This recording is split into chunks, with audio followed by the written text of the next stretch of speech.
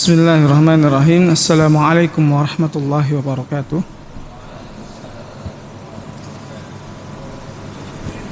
Alhamdulillahi rabbil alamin wa bihi nasta'in ala umurid dunya waddin. Wassalatu wassalamu ala ashrafil anbiya'i wal mursalin wa ala alihi wa ashabihi wa man tabi'ahum bi ihsanin ila yaumiddin, amma ba'd. Ya ayyuhalladzina amanu taqullaha haqqa tuqatih wa la tamutunna illa wa antum muslimun.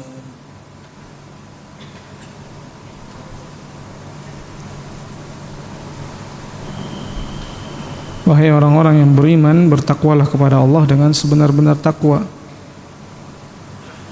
dan janganlah engkau mati kecuali dalam keadaan muslim, yakni perjuangkan keislamanmu sampai mati. Islam adalah harga mati. Fa inna asdaqal hadis di kitabullah, sesungguhnya sebenar-benar perkataan adalah kitabullah. Wa khairul hadi hadi Muhammadin sallallahu alaihi wasallam, dan sebaik-baik petunjuk adalah petunjuk Muhammad sallallahu alaihi wasallam. Wa syarrul umuri muhdatsatuha, adapun seburuk-buruk perkara adalah perkara yang diada-adakan. Wa kullu muhdatsatin bid'ah, dan setiap perkara yang diada-adakan adalah bid'ah, yakni istilahnya bid'ah. Ya. Wa kullu bid'atin dhalalah, dan setiap kebid'ahan sesat. Wa kullu dhalalatin finnar, dan setiap kesesatan di neraka. Kita lanjutkan pembacaan hadis-hadis yang ada di dalam kitab Al-Adabul Mufrad, di mana kita masih di bab tentang doa-doa. Dan sekarang di hadis yang ke-680, Al-Imam Al-Bukhari mengatakan, Yahya bin Bukair menceritakan kepada kami, ia berkata, Al-Laits menceritakan kepada kami dari Yazid bin Al-Had, dari Amr bin Shu'aib, dari ayahnya yakni Shu'aib, dari kakeknya. Ia berkata, Sami'tun Nabiyya sallallahu alaihi wasallam yaqul, Allahumma inni a'udzu bika min fitnatil masihid dajjal wa a'udzu bika min fitnatin nar. Ya Allah, sungguhnya aku berlindung kepadamu dari fitnah al-masihid dajjal. Ya, ujian ya, al-masihid dajjal, dan aku berlindung kepadamu dari neraka. Ujian ya, neraka.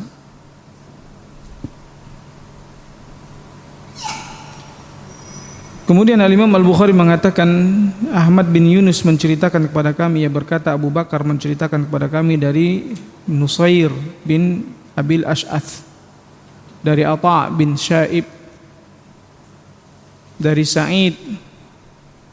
Ia berkata, kana Ibnu Abbas yaqul, ya, Ibnu Abbas mengucapkan, Allahumma qanni'ni bima razaqtani, ya Allah, ya, puaskanlah aku dengan apa yang engkau rezekikan kepadaku, wa barik li fihi, dan berikanlah keberkahan kepadaku padanya, wa khluf alayya kulla ghaibatin bi khair, dan gantikanlah untukku apa yang hilang, semua yang hilang dengan kebaikan. Jadi ini keutamaan tentang qanaah. Qanni'ni, ya, ini puaskanlah aku. Jadi secara letterlet qanaah itu artinya apa? Puas. Puas dengan semua pemberian dari Allah, dengan semua yang Allah Subhanahu wa taala ya gariskan, yang sudah berikan kepada kita. Akan tetapi untuk yang akan datang kita berhusnuzon, mendapatkan ya yang sangat banyak, mendapatkan semua yang akan kita inginkan. Ya. Kalau belum kita dapatkan, maka kita berhusnuzon lagi kepada Allah. Bisa jadi belum saatnya. Ya, contohnya kita mengharapkan kesehatan. Kita berobat setahun, semoga setahun depan semua penyakit saya sehat. Ya.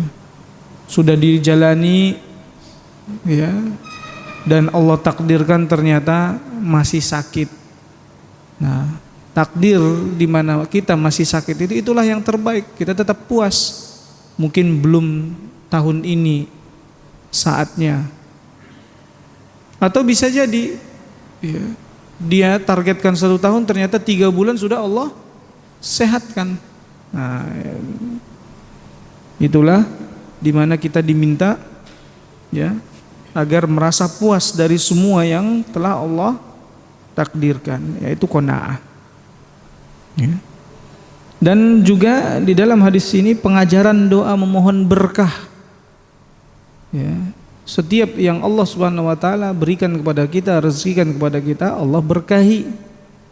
Apa artinya berkah? Hah? Ya, itu tentu mengandung kebaikan. Jadi secara ininya apa yang disebut dengan berkah?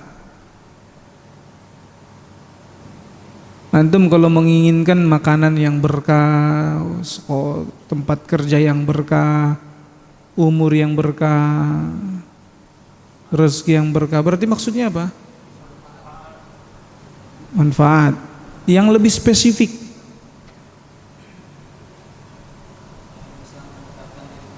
Naam, yazidu fit ta'ah, menambah kita kepada ketaatan, itu namanya berkah. Ya. Kalau dengan tambah rezeki, tambah ketaatannya, bertambah, itu namanya berkah. Jadi antum kalau pengen mendeteksi atau melihat apakah umur kita itu berkah, lihat dulu dengan sekarang nambah nggak ketaatannya.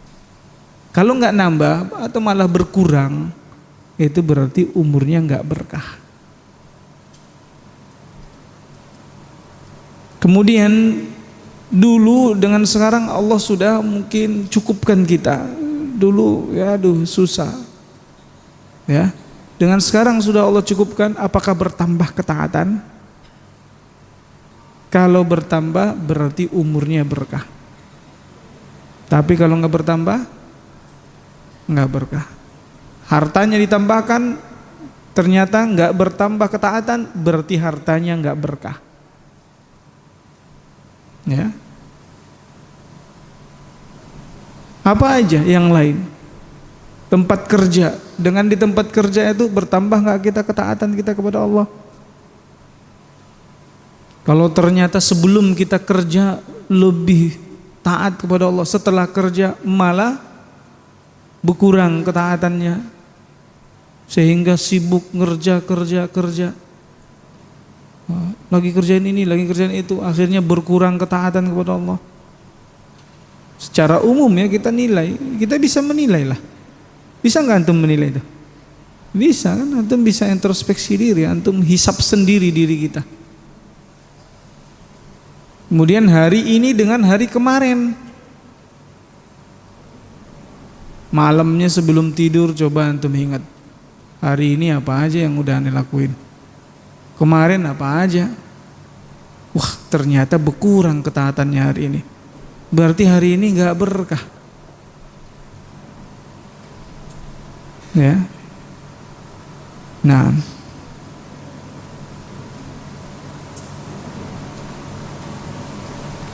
Al-Imam Al-Bukhari menyebutkan, Musyaddad menceritakan kepada kami, ya berkata, Abdul Waris menceritakan kepada kami dari Abdul Aziz, dari Anas bin Malik radhiyallahu anhu, kana aktsaru du'ain Nabi sallallahu alaihi wasallam, ya, ini doa yang paling sering dipanjatkan oleh baginda yang mulia sallallahu alaihi wasallam adalah Allahumma atina fid dunya hasanah wa fil akhirati hasanah wa qina adzabannar.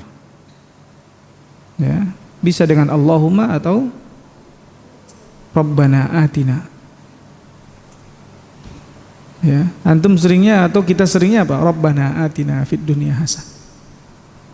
Ya. Tapi boleh nggak dengan Allahumma? Nggak masalah. Allahumma. Arti Allahumma apa? Ya Allah.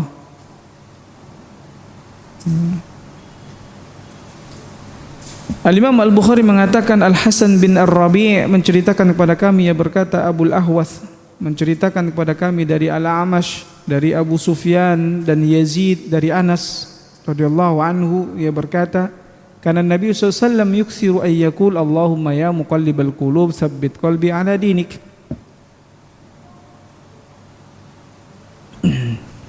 Ya Allah yang maha membolak-balikkan hati, kokohkanlah, teguhkanlah hatiku di atas agamamu. Jadi keteguhan, ya, memohon kepada Allah keteguhan di atas agama. Nabi SAW saja meminta kepada Allah agar diteguhkan di atas agama, ya, agar jangan sampai keluar dari, ya, jalur-jalur peraturan-peraturan yang telah Allah Subhanahu wa taala tetapkan.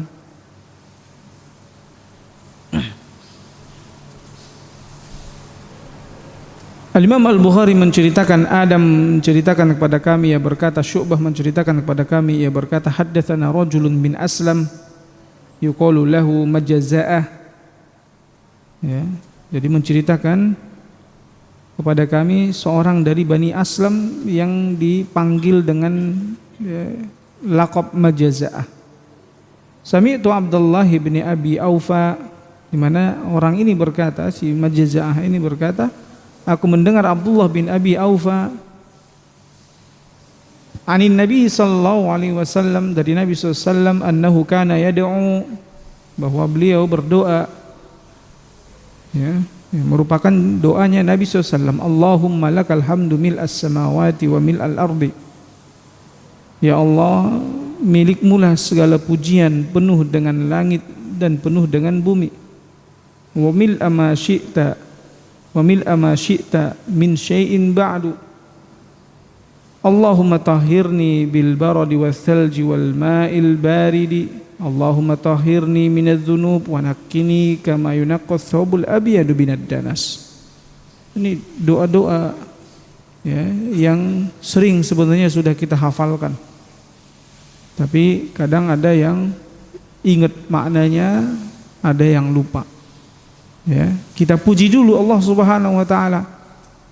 Segala puji bagi Allah Subhanahu wa taala, penuh dengan langit dan bumi, penuh dengan apa yang Allah Subhanahu wa taala kehendaki dari sesuatu setelahnya. Ya, maknanya sekehendak Allah, penuh dengan sekehendak Allah. Ya, setelah kita memuji Allah Subhanahu wa taala, maka setelah itu minta, ya Allah, sucikanlah aku dengan embun, salju dan air dingin. Itu al-barad. Ya Allah, sucikanlah aku dari dosa-dosa, minadz dzunub. Bersihkanlah aku sebagaimana dibersihkannya baju putih dari segala kotoran. Kama yunaqqas thawbul abyadu minad danas. Ya, Imam Al-Bukhari mengatakan, Abdul Ghaffar bin Dawud menceritakan kepada kami, ia berkata, Ya'qub bin Abdurrahman menceritakan kepada kami dari Musa bin Uqbah, dari Abdullah bin Dinar, dari Abdullah bin Amr, kana min du'ai Rasulullah SAW, Allahumma inni a'udzubika min zawali ni'matika. Ya Allah, aku berlindung kepadamu dari hilangnya nikmatmu. Jangan sampai hilang, zawal hilang, sirna. Wa tahawuli afiyatika, dan juga berlindung kepada Allah Subhanahu wa taala dari apa? Perubahan karunia kesehatanmu. Ya, nah ini jangan sampai yang sebelumnya kita sehat kemudian sakit. Kita berlindung kepada Allah. Wa fujaata niqmatika, juga apa? Hukuman yang tiba-tiba. Ya, tiba-tiba diazab. Wa jami'i sakhatika, dan semua murkamu. Jadi kita berlindung kepada Allah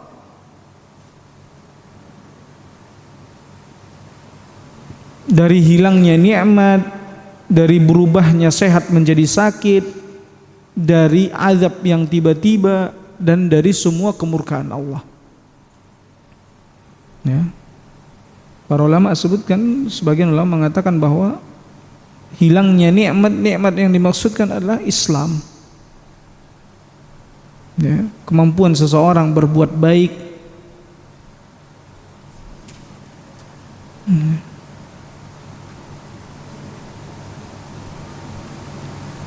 Nah, sampai di sini ada pertanyaan. Berikutnya adalah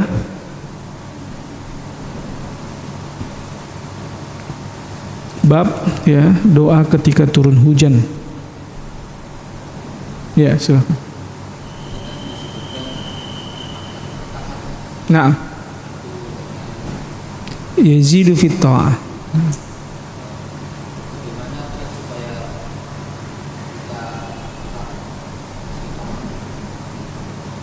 Nah,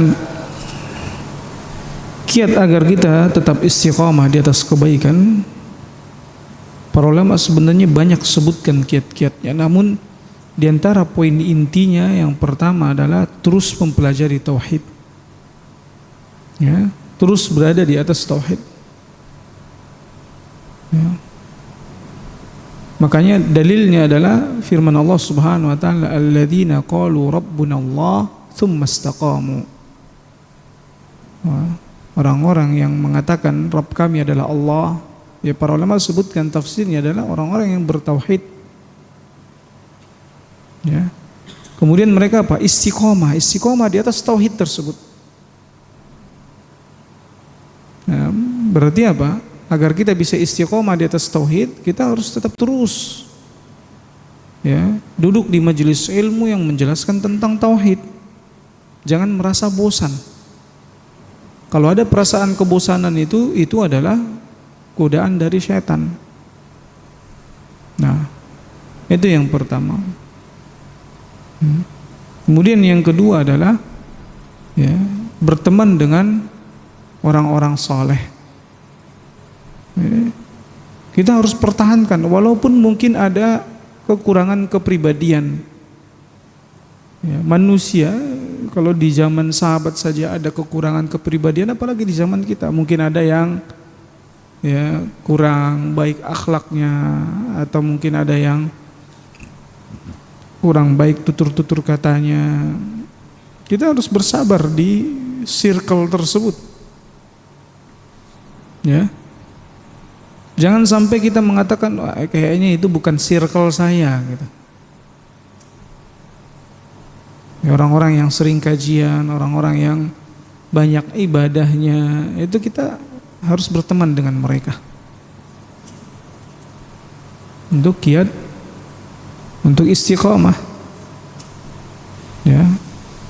Kemudian sering mengingat mati. Ya. Ini diantara yang paling ya, membantu kita untuk istiqamah, yaitu sering mengingat mati.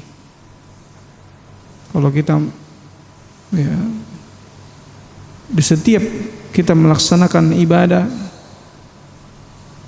selesai kita merasa bahwa, atau sebelum kita mengerjakannya kita merasa bahwa ini adalah ya, ibadah terakhir saya, maka akan istiqamah. Kalau kita menganggap bahwa mau baca Quran, kayaknya ini baca Quran terakhir saya, bisa jadi nggak berhenti itu. Kalau kita sholat, kita merasa bahwa itu adalah sholat terakhir kita. Kita puasa, kita merasa bahwa itu adalah puasa terakhir kita. Kita mau berangkat umroh, kita merasa bahwa itu adalah umroh terakhir kita. Sering ditanya tuh sama jamaah-jamaah umroh, Ustaz, kok sekarang susah ya merasakan umroh itu seperti umroh saya pertama dulu. Karena biasanya kalau umroh pertama itu ya, rasanya, euforianya ya, terharunya campur semua. Tiba-tiba dia umroh berikutnya, kok malah jadi pas umroh berikutnya malah nyari tempat-tempat yang itu, bukan lagi buat memperbanyak ibadah. Sekarang kan konten-kontennya banyak gitu. Ya. Di mana ini jual apa, beli ini yang murah, beli itu yang murah, tempat view yang bagus. Kalau mau yang begitu-begituan, gak usah ke sana. Di Indonesia banyak view-view yang bagus. Gak usah ke sana, lebih banyak di Indonesia. Ini yang benar gak Pak? Ini banyak di Indonesia. Ngapain harus ngeluarin banyak jutaan kalau hanya ke sana? Ya? Hanya untuk apa? Foto-foto di atas gunung inilah, di atas gunung itulah. Mulai, makanya itu ujian konten-konten seperti itu untuk menjauhkan orang-orang dari ibadah daripada istiqomah di atas ya ketaatan kepada Allah. Makanya kalau dia tahu bahwa umroh dia itu atau ibadah dia itu adalah ibadah yang terakhir, kira-kira akan dia sia-siakan nggak gitu bahasanya? Kan nggak mungkin. Dia tahu ini terakhir nih kesempatan saya. Apalagi kalau dia benar-benar besok bakalan tembak mati gitu. Apa permintaan terakhirmu katanya sebelum ditembak mati? Saya pengen umroh kata dia. Dia pengen berlama-lama umrohnya karena dia tahu habis itu mau ditembak mati. Dan yang terakhir, ya, ini ana simpulkan ya sebenarnya dari kitab dia Syekh Abdul Razak pernah ana sampaikan di sini itu. Nah, tapi beliau sebutkannya ada 10. Kalau ini ada berapa ana sebutnya? Hah? 3 kan? Iya. Tauhid, karena ini intinya sih tauhid itu. Kita nggak bisa istiqomah kalau jauh dari tauhid itu nggak bisa. Sadar bahwasanya Allah yang menciptakan kita, memberikan rezeki semuanya. Sadar Allah senantiasa kasihi kita, sayangi kita, awasi kita. Ini tauhidnya. Kemudian tadi apa? Berteman dengan orang-orang yang saleh. Kemudian mengingat mati, dan terakhir itu ya menjauhi ujub. Ya. Ujub itu apa? Merasa baik. Nah, kalau kita jauhi ujub, ya kita akan selalu terus berusaha untuk berbuat baik. Tapi kalau udah merasa baik, stop. Udah banyak kok ibadah saya. Saya punya ibadah yang banyak orang lain tidak bisa lakukan, contohnya. Dia merasa udah diterima tuh ibadahnya. Ya. Padahal belum tentu kan. Ya. Banyak orang lain, banyak laki-laki yang nggak bisa melakukannya, contohnya. Tapi dia bisa lakukan. Nah, sekarang permasalahannya, udah yakin nggak antum diterima itu ibadah itu? Ya kan? Tapi kalau dia merasa ujub, merasa udah melakukan suatu kebaikan yang nggak bisa dilakukan oleh orang lain, padahal belum tentu diterima. Akhirnya dia nggak melakukan kebaikan yang lain. Udahlah, kebaikan itu aja udah cukup. Atau dia merasa dia punya ya jasa yang sangat besar untuk dakwah, contohnya. Wah, kesibukan ana setiap hari ngurusin pesantren, ngurusin pondok. Wah, itu udah cukup, itu pahalanya udah banyak itu. Akhirnya apa? Sholat malamnya berkurang, ya, baca Qur'annya berkurang, karena tadi ujub, merasa bahwa kebaikan-kebaikan yang sebelumnya itu sudah banyak dia lakukan. Wah, ana udah jadi panitia kajian, udah banyak. Ana jadi panitia kajian, setiap orang yang kajian kan dapat pahalanya dari mereka, tuh kan? Sekarang permasalahannya, udah diterima apa belum? Antum udah yakin diterima kan gitu? Nah, ya, ya itu aja, ya, cukup itu saja insya Allah. Ya. Kadang anak singkat tuh jadi 3. Kadang anak singkat jadi 3. Kalau sekiranya itu saja dia mampu, insya Allah pasti istiqomah. Jadi banyak sebenarnya sebagian ulama bahkan mungkin buat ya, ada yang 100, kan kebanyakan kan. Coba yang sedikit itu dulu dah gitu. Ya. Apalagi poin terakhir itu. Ketika seseorang ya masih merasa terus haus dengan kebaikan, dia nggak pernah merasa bahwasanya dia sudah ya lebih baik daripada saudaranya yang lain. Ya, dia akan apa? Berusaha untuk melakukan lebih banyak kebaikan lagi. Nah, ada lagi yang lain pertanyaannya?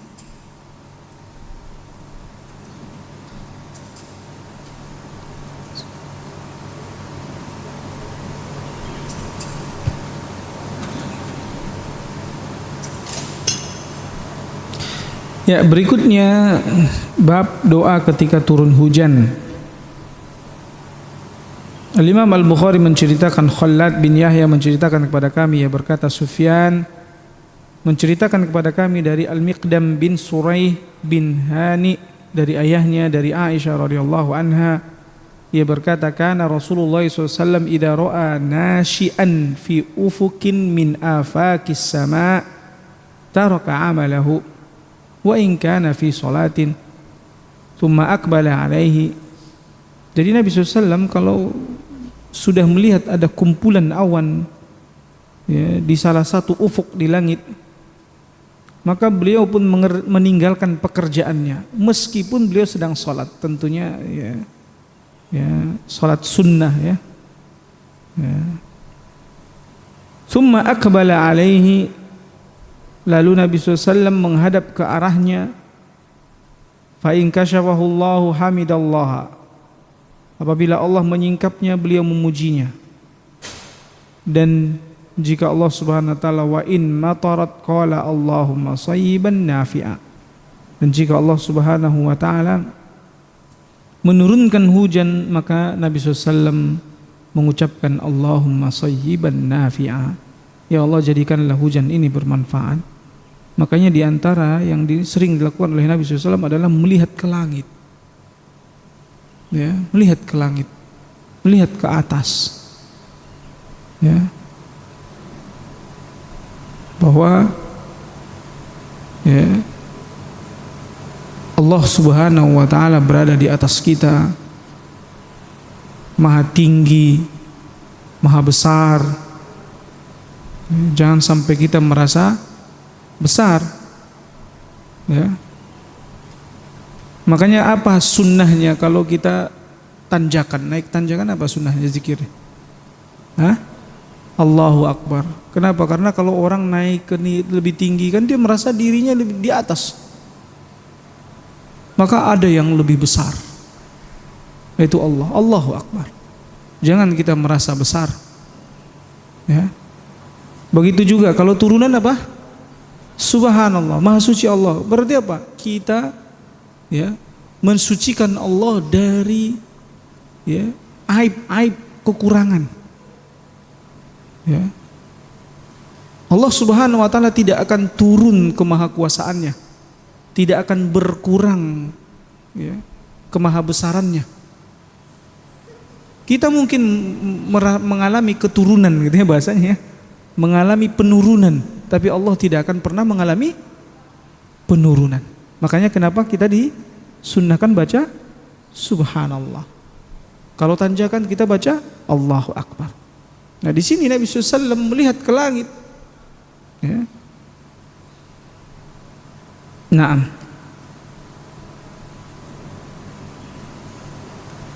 Makanya kenapa sampai Nabi SAW tinggalkan pekerjaannya? Karena Nabi SAW takut Allah menurunkan hujan seperti yang Allah kirimkan kepada Nabi Hud, kaum Nabi Hud, ya.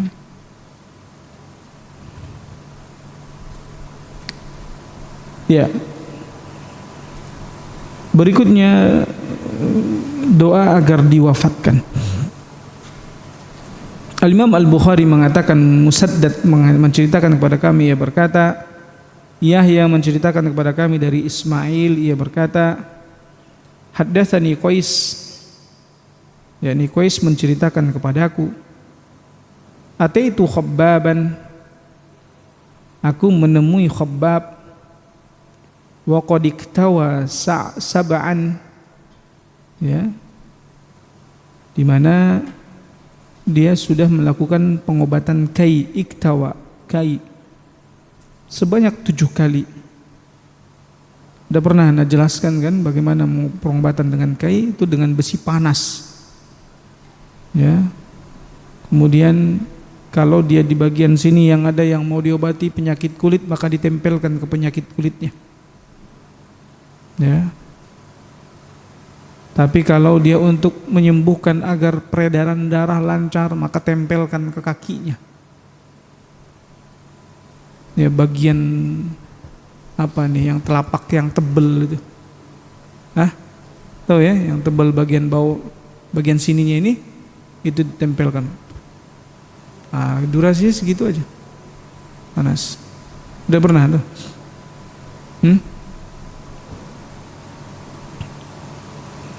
Karena di bagian kaki itu ya, seorang kalau peredaran kakinya sudah bermasalah, banyak penyakitnya.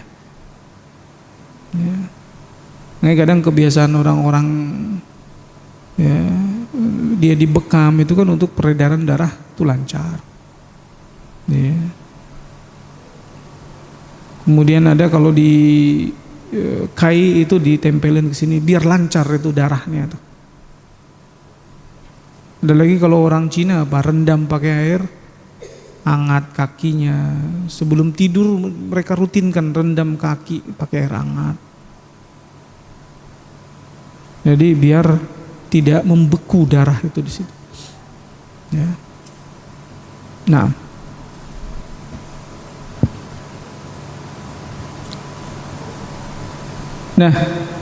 waqala. Nah, dia ini setelah dikai 7 kali, kemudian dia mengatakan, laula anna Rasulullah SAW nahana an nad'u bil mauti la da'autu bihi. Karena sudah saking mungkin ininya penyakitnya, parahnya penyakitnya, dia mengatakan, kalau sekiranya Rasulullah SAW tidak melarang kita berdoa meminta untuk kematian, niscaya aku akan berdoa dengannya. Makanya agama kita ini agama optimis. Enggak boleh bunuh diri, enggak boleh minta mati, enggak boleh. Ya. Agama optimis. Ya. Kalau mungkin kita mau lihat ya, tentang kisah-kisah survive ya bahasanya kan. Ya, tentang kisah-kisah bertahan hidup, maka Muslim itu lebih kuat sebenarnya. Masa-masa salaf dahulu itu banyak kisah-kisah survive. Saking kita nggak bolehnya apa? Pesimis. Muslim itu nggak boleh pesimis, harus optimis. Ya, dia terjatuh pada sakit, labas. Benar nggak? Coba sakit apa? Labas, tahurun insyaallah, nggak apa-apa. Sakit malah dibilang nggak apa-apa.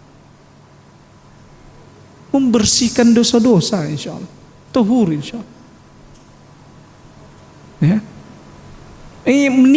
Ditinggal meninggal, nggak boleh meratap. Optimis banget agama kita ini, nggak boleh meratap, nggak boleh bilang ini menyesali itu dan yang lainnya. Ya. Malah kalau ada orang yang datang menemui orang yang tinggal meninggal itu, maka doa takziahnya apa? Inna lillahi ma akhadha wa lahu ma a'ta. Sesungguhnya yang Allah ambil itu adalah miliknya, dan Allah memiliki wewenang untuk memberi. Ya, siapa yang Allah beri? Dan setiap segala sesuatu ada masanya, ada waktunya, ajal. Semua nggak ada yang bisa abadi di muka bumi ini. Bahkan batu besar pun bisa pecah. Nggak ada yang bisa abadi. Pohon bisa tumbang. Kebahagiaan berganti dengan kesusahan. Begitu juga kesusahan akan berganti juga dengan kebahagiaan. Makanya kalau kita lagi masa-masa sulit, yakin pasti ada nanti gantinya. Pasti Allah kasih gantinya. Masa sulit itu pasti diangkat. Ya. Itulah seorang muslim. Ya, seorang muslim dia tidak pernah pesimis, dia selalu optimis. Semua yang disyariatkan itu syariat-syariat agar kita optimis. Tapi kalau di film-film kan banyaknya yang survival itu orang-orang kafir kan ya. Padahal sebenarnya muslim itu lebih banyak kisah-kisah survivalnya mereka. Tinggal lagi memang kita nggak disyariatkan untuk difilmkan. Ya kan? Nah, anehnya manusia udah tahu nggak diperbolehkan lihat-lihat yang seperti itu, film-film, nonton. Akhirnya taunya dia orang-orang Eropa yang kuat-kuat bertahan hidupnya. Enggak juga, mereka banyak bunuh diri di sana. Yang stresnya banyak. Ya. Jepang itu lihat tuh yang nggak bertuhan, nggak ada agamanya, di KTP-nya nggak tertulis agama. Banyak yang bunuh diri, banyak. Ya. Nah, ya ada pertanyaan. Sebelum masuk berikutnya doa-doa Nabi Shallallahu Alaihi Wasallam, banyak sekali doa-doa Nabi. Kadang kita hanya tahu satu versi, ternyata versinya banyak. Walaupun inti daripada doanya itu satu. Ya.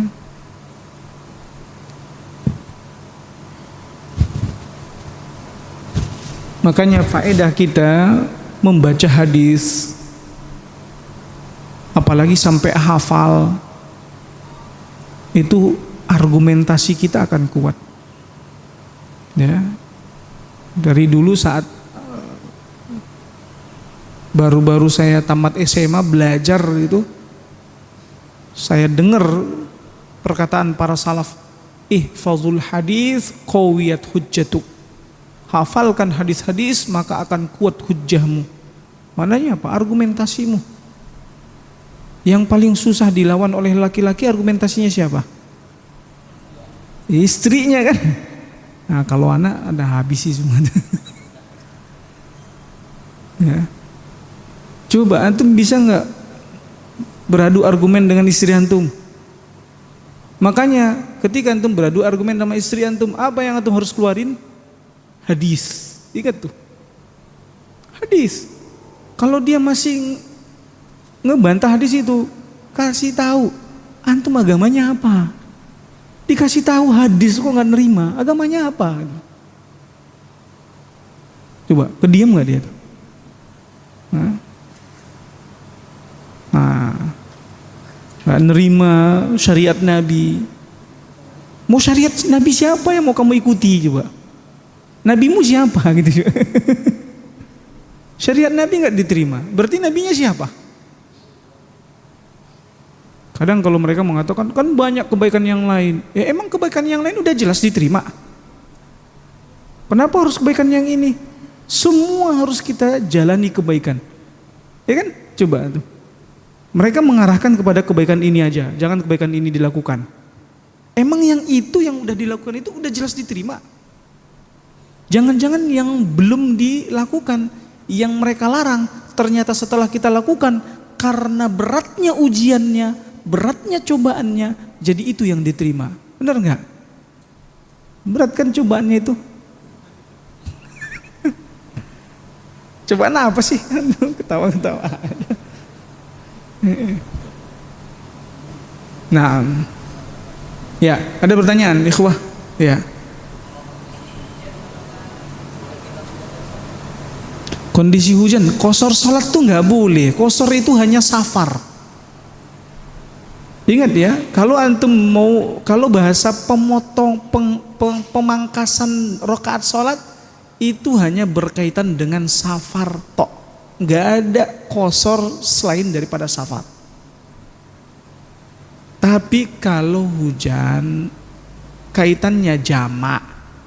Kalau jamak banyak kaitannya, sakit bisa jamak, hujan bisa jamak, atau mungkin pas momen-momen saking sibuknya antum, tapi nggak sering ya, mungkin ada perkara yang sibuk banget antum, boleh jamak. Ya. Safar boleh juga jamak. Jadi kalau jamak itu menggabungkan namanya. Antara zuhur dengan asar atau maghrib dengan isya, tapi nggak boleh subuh dengan zuhur tuh nggak bisa, isya dengan subuh nggak bisa, asar dengan maghrib nggak bisa. Ya, jamak itu hanya zuhur dengan asar yang bisa dilakukan di waktu zuhur atau waktu asar. Nah, ini dan ini tentunya ya madhab Hambali. Kalau madhab seperti Syafi'i dan yang lainnya mereka nggak memperbolehkan. Ya. Tentunya ya, akan ada hadisnya. Kita pun menyebutkan ini ya karena hadisnya, bukan mazhab sebenarnya yang kita ikuti, tapi apa? Hadis. Naam. Ya, kalau hujan nggak boleh ya, jangan kosor. Salah tuh nanti. Ya, nggak diterima amalannya. Fahuwa raddun. Karena mengada-ngada dalam agama. Nah, apa sih?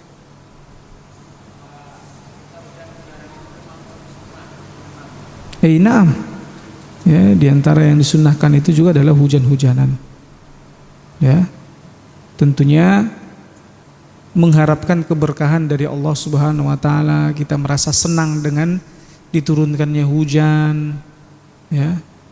Agar dia memberikan manfaat kepada kita. Makanya ketika kita baca doanya itu apa? Allahumma shayyiban nafi'a. Ya. Bahkan di antara beberapa asar itu ya, merupakan bentuk ikhtiar untuk punya anak juga, hujan-hujanan bersama sama istrinya. Ya. Nah, Allah taala alam. Ya.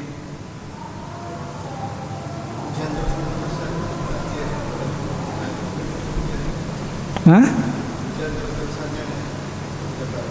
Terus nggak boleh minta berhenti hujan tuh nggak boleh, tapi minta hujannya dipindahkan. Allahumma hawalaina la alaina. Ya Allah, turunkanlah hujan ini di sekitar kami, jangan lagi jadi mudarat untuk kami. Kalau berhenti nggak boleh, ya Allah berhentikan hujannya, ya Allah, nggak boleh, nggak ada sunnahnya. Ya, tapi minta agar hujannya itu dipindahkan. Ya. Makanya kita mintanya itu apa? Ke gunung-gunung ya Allah, ke bukit-bukit ya Allah, ke lembah-lembah ya Allah. Hah?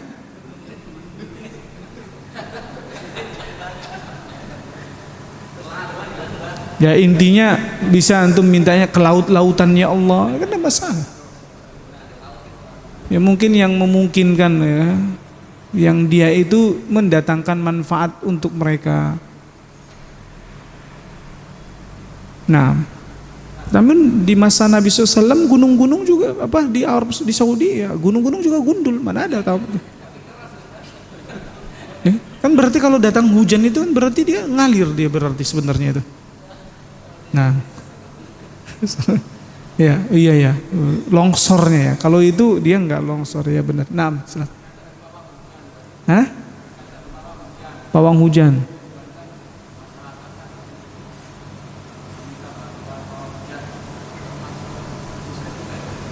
Iya, musyrik. Kenapa? Karena dia mengaku bisa mindahin.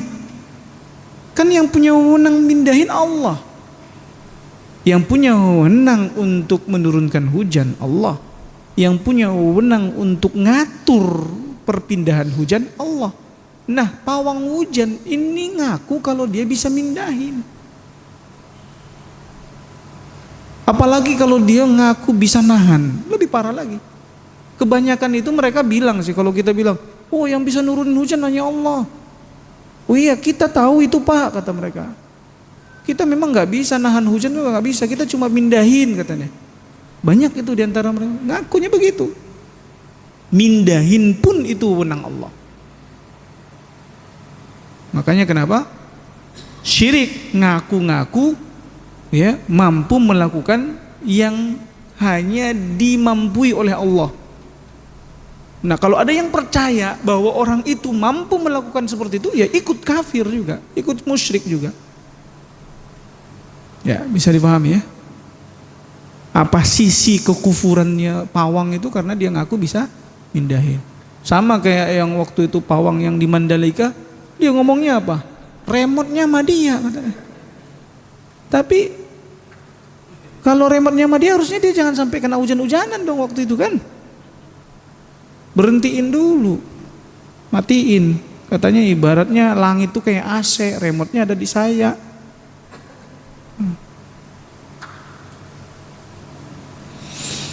Allah musta'an.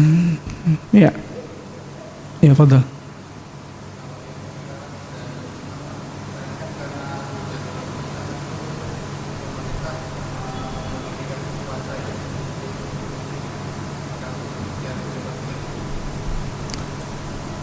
modifikasi cuaca, ya, membuat contohnya awan, ya benar kan? Nah, yang mengatur si anginnya itu siapa? Ada awan di sini. Kemudian setelah itu terhembus awannya, pergi kemana? Ya.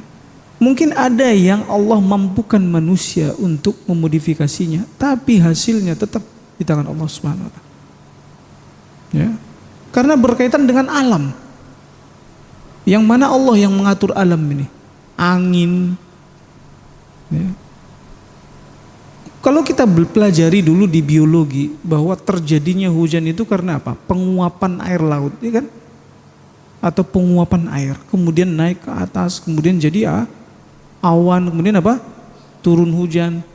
Coba kalau kita pikir-pikir ya, yang harusnya paling sering nguap daerah mana? Daerah yang panas kan? Daerah panas, gurun sana, seharusnya sering nguap ke situ. Tapi nggak turun hujan di situ. Kemana awannya? Ya itu. Ya. Kalaupun benar teori itu, ya karena itu namanya teori. Walaupun Anda pribadi udah nggak percaya lagi bahasanya itu. Ya. Ya. Karena bagaimanapun wewenang perkara hujan ini mutlak punya Allah Subhanahu wa taala, mutlak wewenangnya Allah Subhanahu wa taala. Ya. Banyak yang Allah Subhanahu wa taala libatkan di situ, maknanya apa? Jadikan sebagai sebab-sebabnya yang manusia nggak punya mampu. Mengatur angin nggak bisa manusia. Kayaknya awan mungkin dia buat di situ modifikasi di sini, ya nggak taunya pergi kemana, itu didorong sama angin. Ya, Allah taala alam. Kalaulah mungkin dari teknologi mereka mampu memodifikasinya, akan tetapi bagaimanapun ya tepat sasaran enggak, itu masih tetap di tangan Allah Subhanahu wa taala. Sama seperti ya, memprediksi tentang letusan berapi. Ya kan? Ada prediksinya, karena itu dibuat di situ badan itunya. Biasanya di gunung-gunung yang masih aktif itu ada itunya kan apa? Apa namanya itu? Hah? Apa teh? Iya, BMKG-nya, dari BMKG-nya. Tapi realitanya bisa enggak benar-benar ya diantisipasi? Kan hanya prediksi sih. Hanya prediksi. Ya. Dari pengalaman beratus-ratus letusan gunung, mereka lihat, oh biasanya letusan itu akan meletus kalau begini. Tapi nanti letusan di sono, oh kok di sono belum ada tanda-tanda ininya udah meletus. Ya kan? Jadi masing-masing belum bisa benar-benar ini. Sama kayak lahiran juga. Bener, lahiran itu kan ada apa bahasanya biasanya bukaan-bukaannya kan? Nah, kadang-kadang enggak yang prediksinya itu ternyata salah. Wah ini masih bukan satu, pikirnya kan masih bukan 2, 3. Tapi si bidannya kadang kaget, tiba-tiba udah langsung ke bukaan berikut, udah langsung bukaan berapa? 7 gitu. Yang prediksi dia mungkin kalau bukan 3 masih lama gitu kan. Ternyata Allah Subhanahu wa taala buat hasilnya itu berbeda-beda. Ya. Nah, Allah taala alam. Kalaupun ada manusia punya solusi yang lain dengan cara dibelah contohnya, namun selalu ada efek sampingnya. Ada juga efek sampingnya. Kalau dia nggak keluar dari jalurnya, kan nggak keluar dari jalurnya kan? Tapi ada nggak efek sampingnya? Ada. Ya, dia nggak bisa lagi lebih banyak lagi melahirkan. Nanti kalau udah lebih dari sekian apa, harus dia apa? Bahasanya itu. Ya. Di apa? Apa namanya? Disterilkan ya. Steril gitu ya. Allahu Akbar. Padahal ternyata banyak juga kok yang bisa sampai 6, 7 sesar semua ada. Namun prediksinya mereka yang mereka pelajari biasanya kan gitu kan. Kenapa kita nggak minta sama Allah Subhanahu wa taala agar Allah mudahkan? Dia yang dua tuh yang di belakang kembar tuh. Dokternya bilang itu apa? Ini Ustadz harus sesar. Harus sesar. Ya. Karena pada saat itu ya, udah mau deket, ternyata posisi kepalanya masih di atas. Belum ke bawah, ya kan? Nah, ternyata pas deket-deket banget cek lagi, oh udah di bawah Ustadz. Nah, oh udah coba. Tapi istri pada saat itu mulusnya itu dari asar sampai semalaman itu sampai pagi itu sampai nggak bisa tidur gitu. Ya, udah mau nyerah. Dioperasi aja, disesar aja. Anak cuma bilang, ya, selama kamu belum pingsan, masih bisa merem gitu, masih bisa melek bahasanya, melek ya, melihat gitu, ya, masih sadar, masih punya tenaga, ya. Kamu harus berupaya, upayakan, bisa, normal bisa. Dan waktu itu memang dokternya udah di luar. Jika kiranya pun pingsan, tuh langsung dokter bawa ke rumah sakit, langsung sesar. Ya, pada saat itu cuma beda orang yang sabar dengan orang yang nggak sabar hanya persekian detik. Pas kita putusin, ya udah sesar. Sebenarnya ternyata mau keluar, bisa jadi nggak? Bisa jadi hanya persekian detik aja antara orang yang nggak sabar dengan yang sabar. Ternyata Allah takdirkan kita udah mau selesai, udah mau di puncak seseorang itu, tapi karena nggak sabar, akhirnya nggak jadi. Akhirnya alhamdulillah keluar satu. Bidannya ngecek lagi posisi yang satu lagi, kan baru satu kan, cek, kepalanya ternyata mindah. Yang awalnya masuk saat keluar satu, yang ini ternyata ketika yang keluar ini dia pindah ke atas kepalanya. Ya kan, sungsang tuh susah kan? Itu sungsang kan namanya, kaki duluan. Ya, bidan yang ngurusinnya langsung ngomong ke dokternya, dok ini sungsang. Tapi belum dia dapat solusi, belum dia dapat arahan, serut keluar lagi. Itu kuasa Allah Subhanahu wa taala.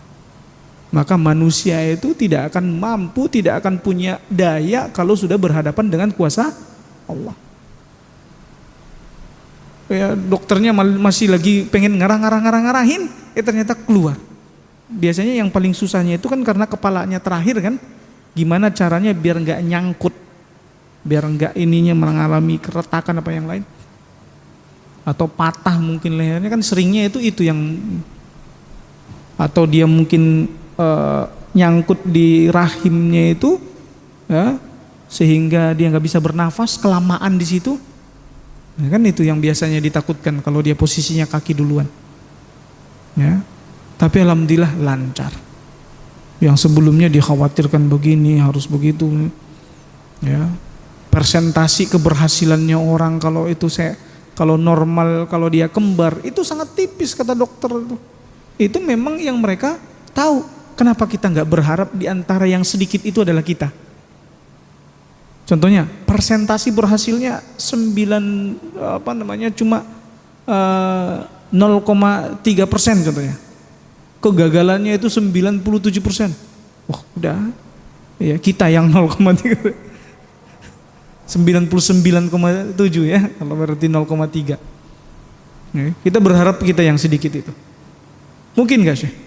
Seperti antum daftar di sini, berapa saingan antum dulu, kan gitu. Nah, kenapa antum masih tetap berani daftar? Hah? Nah iya kan? Nah itu tadi, dari ribuan yang daftar mungkin yang diterima cuma beberapa, berarti bisa jadi ya persentase antum diterima cuma 5% contohnya kan. Tapi antum berani, wah cuma sedikit yang diterima, udah gak usah daftar. Gitu agama kita nggak pernah mengajarkan seperti itu. Agama kita mengajarkan optimis. Nah, ya tadi terkait apa?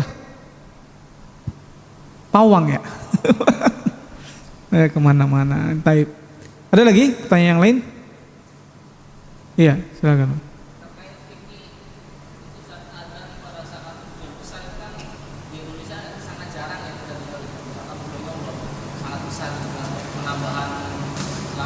Sallu fi rihalikum atau sallu fi buyutikum.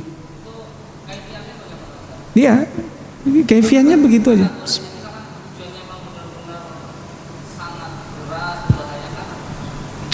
Hujan yang kalau seseorang itu berangkat dari rumahnya ke masjid kuyup. Coba.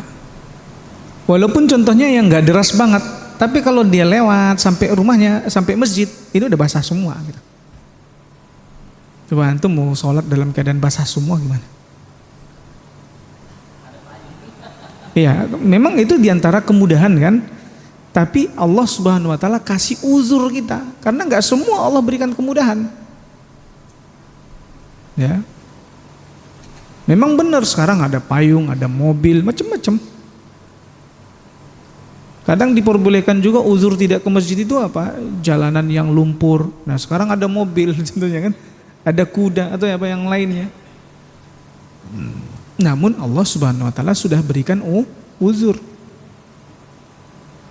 Nah hujan yang seperti itulah yang baru boleh kita mengatakan sallu fi rihalikum. Nah intinya sebagian ulama menyebutkan ya, yang secara umumnya itu adalah menyulitkan, walaupun bagi sebagian orang nggak sulit.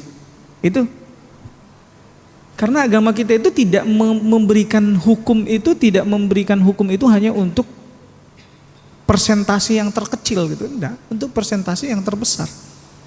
Kebanyakan orang mungkin merasa sulit, walaupun mungkin dia punya payung, tapi dia tetap merasa sulit, sudah. Nah, wallahu taala alam. Ya. Antum praktekin kalau antum punya wewenang di masjid, iya nggak masalah, antum praktek. Kita kalau di pesantren mah kita praktekin, padahal sebenarnya kan asramanya santri sama masjid dekat.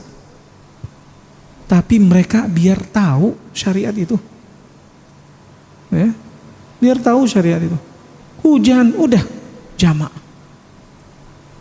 pas sholat maghrib udah langsung jamak sama isya, ya, kita jamak. Kalau yang mau datang, ya, atau enggak apa? Dulu sholatnya itu ketika kami itu sholatnya udah di asrama, sallu fi rihalikum, maka ya udah ini boleh di asrama. Udah hujannya deras Ustaz, ya boleh di asrama. Udah tidur, sholat di asrama. Gak usah dipaksain ke masjid. Siapa yang udah ke masjid maka mereka jamak. Tapi yang nggak ke masjid jangan jamak. Jamak itu untuk yang hujan itu hanya bagi yang ke masjid. Nah, biar dia sekali basah, nggak dua kali. Nah, ada lagi? Doa-doa Nabi SAW. Al-Imam Al-Bukhari mengatakan Muhammad bin Bashar menceritakan kepada kami, ia berkata Abdul Malik bin As-Sabah menceritakan kepada kami, ia berkata Syu'bah menceritakan kepada kami dari Abu Ishaq, dari Ibnu Abi Musa, dari ayahnya, dari Nabi SAW, annahu kana yad'u bihadad du'a, di mana Nabi SAW ya berdoa dengan doa ini, Rabbighfirli khati'ati wa jahli, ya Allah ampunilah ya aku atas dosa-dosaku dan kebodohanku, yakni ketidaktahuanku, wa israfi fi amri kulli, dan sikap berlebihanku pada semua perkara urusanku, wa ma anta a'lamu bihi minni, dan pada semua perkara yang kau lebih mengetahuinya daripada aku. Allahumma ighfirli khata'i kulli, ya Allah ampunilah semua kesalahanku, wa amdi wa jahli wa hazli, yang sengaja, yang tidak aku tahu, dan yang candaanku, yang bercanda. Wa kullu dzalika indi, yang mana semua itu adalah ya padaku, ada padaku. Allahumma ighfirli ma qaddamtu wa ma akhartu, ya Allah ampunilah aku apa yang aku ya sembunyikan apa yang aku kerjakan terlebih dahulu, atau apa yang aku telat-telatkan, yakni akhir-akhirkan. Ma qaddamtu, apa yang telah aku kerjakan dan apa yang masih aku akhirkan. Ya, kita minta ampunan kepada Allah Subhanahu wa taala. Kemudian wa ma asrartu wa ma a'lantu, apa yang aku sembunyikan dan apa yang aku tampakkan. Antal muqaddamu antal muqaddimu wa antal muakhir. Hanya engkaulah ya Allah yang mendahulukan dan hanya engkaulah yang mengakhirkan. Wa anta ala kulli syai'in qadir, dan engkau maha kuasa atas segala sesuatu apapun. Jadi atas yang kita tidak ketahui pun kita minta ampun kepada Allah Subhanahu wa taala. Jadi kandungan hadis ini ada disebutkan beberapa di sini. Setiap hamba hendaknya berusaha mendekatkan diri kepada Allah dengan doa ini.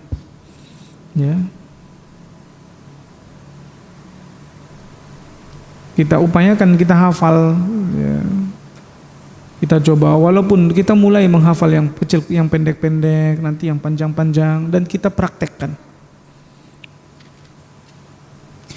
Juga ilmu Allah Subhanahu wa taala itu meliputi segala sesuatu amalan. Juga perkataan, perbuatan, dan segala sesuatu keadaan. Kemudian taubat hukumnya wajib, baik dari seluruh dosa kecil maupun dosa besar. Wajib kita bertaubat. Al-Imam Al-Bukhari mengatakan, Ibnul Musanna menceritakan kepada kami, ia berkata, Ubaidullah bin Abdul Majid menceritakan kepada kami, ia berkata, Israel menceritakan kepada kami, ia berkata, Ibnu Ishaq menceritakan kepada kami dari Abu Bakar bin Abi Musa dan Abu Burdah ahsabuhu an Abi Musa al-Ash'ari, di mana aku mengiranya dari Abi Musa al-Ash'ari, maknanya kayaknya bahasanya itu Abu Musa yang dimaksud yaitu Abu Musa al-Ash'ari. Dari Nabi SAW, Nabi SAW annahu kana yad'u, bahwa Nabi SAW adalah bahwa Nabi SAW berdoa dengan doa ini, Allahumma ighfir li khati'ati wa jahli wa israfi fi amri. Ya Allah, aku meminta ampun kepadamu dari kesalahan-kesalahanku dan ketidaktahuanku, kemudian sikap berlebih-lebihanku dalam semua perkaraku. Wa ma anta a'lamu bihi minni, dan apa yang kau lebih tahu dariku. Allahumma ighfirli hazli wa jiddi, ya Allah ampunilah candaanku atau gurauanku dan kesungguhanku, keseriusanku. Wa khata'i wa amdi, kesalahan dan kesengajaanku.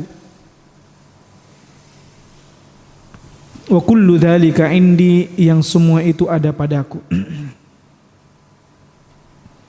Al-Imam Al-Bukhari mengatakan, Abu Asim menceritakan kepada kami dari Haywah, ia berkata, Uqbah bin Muslim menceritakan kepada kami yang mendengar Abu Abdurrahman Al-Hubuli dari As-Sunabihi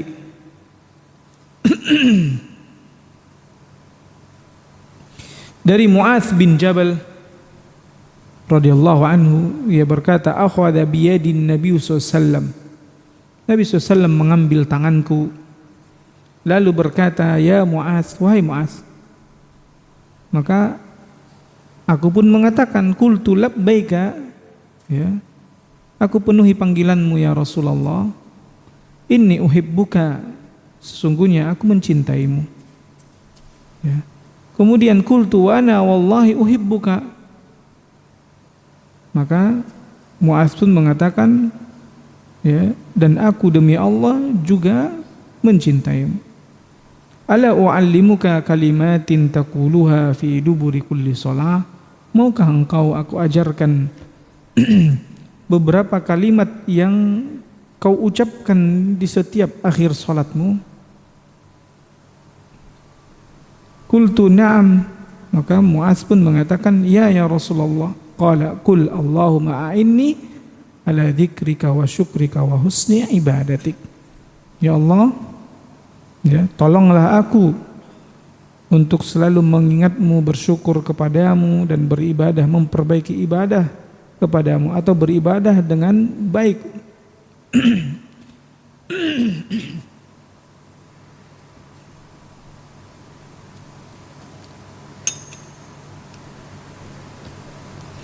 Maka dalam hadis ini ada penjelasan tentang keutamaan Mu'adz bin Jabal radhiyallahu anhu.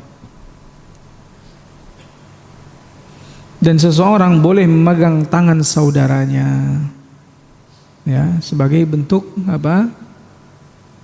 Berkasih sayang. Ya. Kemudian seorang disunnahkan memberitahukan kepada orang yang dicintainya bahwa ia mencintainya. Ya. Mencintai di sini bukan berarti lawan jenis, ya, seperti apa gitu, ada indikasi LGBT gitu, bukan itu maksudnya. Ya. Kita cinta kepada anak kita, kan itu cinta, ini yang dimaksud dengan cinta. Ya. Kemudian disunnahkan selalu membaca doa ini di akhir setiap salat fardu. Maka akhir yang dimaksud adalah sebelum salam. Karena Nabi SAW mengatakan di sini dubur, fi duburi kulli shalah. Dubur itu kalau pada tubuh manusia apa? Pantat, ya. Ya, itu dubur. Nah, pertanyaannya, dubur itu masuk bagian dari tubuh atau di luar tubuh? Masuk bagian tubuh. Maka ketika Nabi SAW mengatakan fi duburi kulli shalah, setelah dia masuk bagian dari sholat atau setelah sholat? Ya? Masuk bagian sholat. Makanya doa itu yang makbul, yang dianjurkan adalah sebelum salam, bukan setelah salam. Bahkan sebagian ulama sampai untuk sholat sunnah pun sama. Walaupun sebagian ulama mengatakan untuk sholat sunnah boleh berdoa setelah salam. Tapi yang lebih afdol, yang lebih dianjurkan sebelum salam. Setiap sholat, mau dia sunnah, apa wajib atau sunnah. Nah, Al-Imam Al-Bukhari mengatakan Musaddad dan Khalifah menceritakan kepada kami, keduanya berkata, Bishr bin Al-Mufaddal menceritakan kepada kami, ia berkata, Al-Jurairi menceritakan kepada kami dari Abu Al-Warad, dari Abu Muhammad Al-Hadrami, dari Abu Ayyub Al-Ansari radhiyallahu anhu, ia berkata, qala rajulun indan Nabi SAW, ya, seseorang, ya, berkata di samping Nabi SAW. Jadi ada orang yang dekat dengan Nabi SAW, maknanya dekat, ya, posisinya, bukan dekat hubungannya, ya. Ya. Maka orang itu pun mengatakan, Alhamdulillahi hamdan katsiran thayyiban mubarakan fih. Dia mengatakan segala puji bagi Allah dengan pujian yang banyak, yang baik dan mengandung keberkahan di dalamnya. Faqala Nabi SAW, kemudian Nabi SAW mengatakan, man sahibul kalimah, siapa orang yang mengucapkan kalimat itu? Fasakata, maka orangnya pun diam. Orang itu tadi yang mengucapkannya, dia diam. Wa ra'a annahu hajama minan Nabi SAW ala syai'in karihahu, di mana dia mengira bahwa ia telah melakukan sesuatu yang tidak disukai oleh Nabi SAW. Lantas beliau mengatakan sekali lagi, man huwa falam yakul illa sawaban, siapa dia? Karena yang dia ucapkan tidaklah yang dia ucapkan itu kecuali adalah suatu kebenaran. Maka barulah orang itu ngaku, aku ya Rasulullah. Awalnya dia enggak ngaku, diam. Arju bihal khair, aku ya Rasulullah, aku mengharapkan kebaikan darinya, kata dia. Faqala walladhi nafsi biyadih, maka Nabi SAW pun mengatakan, demi zat yang jiwaku berada di tangannya. Ra'aitu salasata asyra malakan, aku melihat 13 malaikat. Yabtadiruna ayyuhum yarfa'uha ila Allahi azza wajal. Yang mereka ya, ke-13 malaikat ini ya, mereka berlomba-lomba untuk membawa pahala kalimat ini kepada Allah Subhanahu wa taala. Ya, membawa ibadah atau ibadah daripada ucapan orang ini kepada Allah Subhanahu wa taala. Nah, di terjemahannya enggak ada ya. Salah satu asyra malakan. Nah, harusnya di situ ada aku melihat 13 malaikat. Di sini cuma disebut aku melihat malaikat berlomba-lomba membawanya kepada Allah. Ya.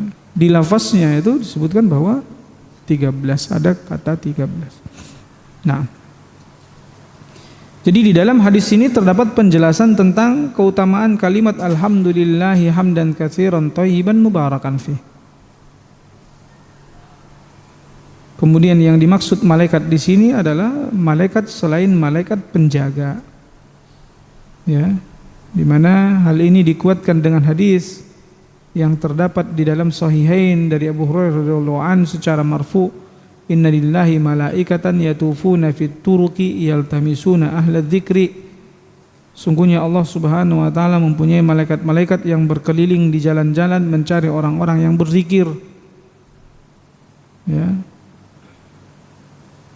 Jadi tujuannya itu apa? Kalau ada orang yang berzikir, maka mereka pun akan mengangkat kebaikan tersebut kepada Allah Subhanahu wa taala. Nah, tentang ucapan tadi itu ada 13 yang mereka berlomba-lomba untuk mengejarnya.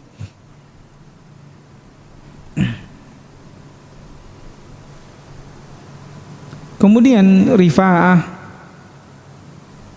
ya, ada faedahnya segera menjawab pertanyaan Nabi SAW, karena saat itu Nabi SAW tidak menunjuk langsung kepada orang tertentu.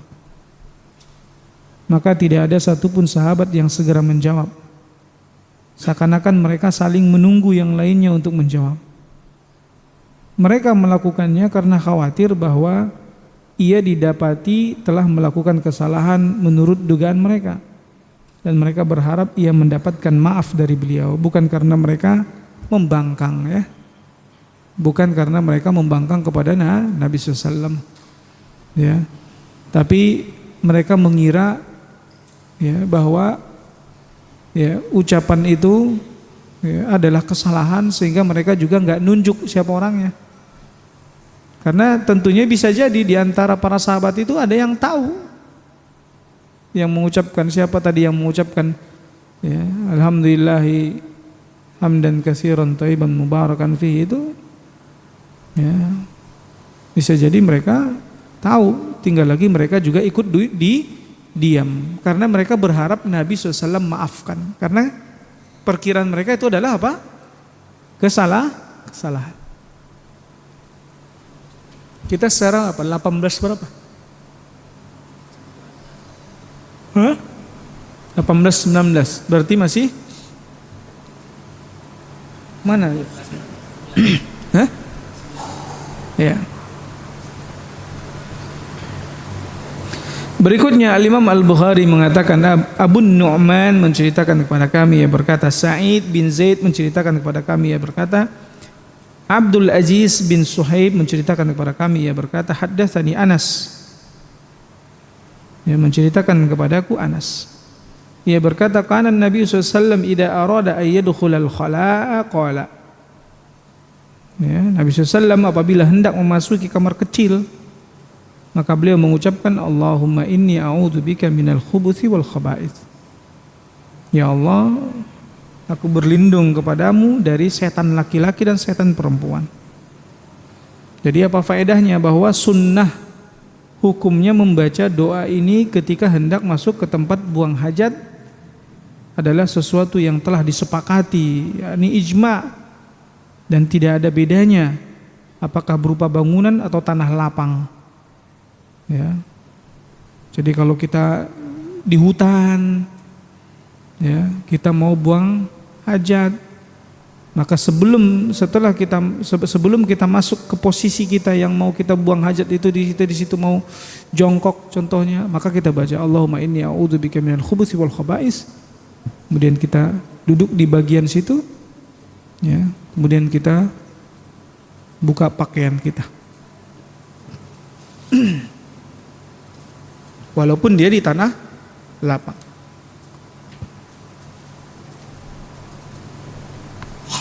Atau di mana? Di hutan-hutan, naik gunung, ya. Kemudian permohonan perlindungan Nabi SAW sebagai bentuk peribadatan. Jadi beliau mengucapkan dengan suara keras untuk mengajarkan doa ini, ya,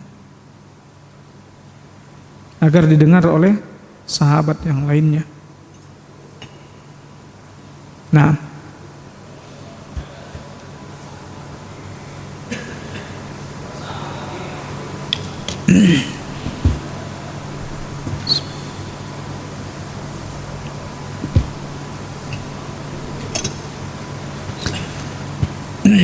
kemudian